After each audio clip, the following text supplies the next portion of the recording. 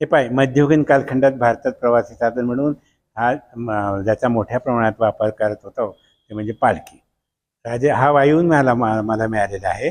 आणि सदर पालखी श्रीमंत बाळासाहेब पंत प्रतिनिधी अंश संस्थानाहून त्यांनी दिलेली. 18व्या शतकातले हे बरं ऐकून. लाकडी आहे, मजबूत आहे सगळ्या गोष्टीमध्ये आणि खूप छान आहे एकदम. कलाकृती कुठेच बघायला मिळणार नाही तुम्हाला अशी. नंतर राजा रविवर्माचे फोटो बघा समोरचे. हे तुम्ही ओळखू शकाल कोण आहे?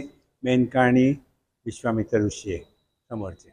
राजा रविवर्मा आहे तो, त्याने काढलेले आहे बरं. हे राज्याभिषेकाचं आहे, राज्याभिषेकाचं चित्र आहे. गडावरती एकाने प्रेझेंट दिला मला. नंतर हे मेडिकल ऑफिसर आहे सगळे प्राचीन जुने जुने, प्राचीन नाही म्हणतात, मेडिकल ऑफिसरांचं सगळ्या.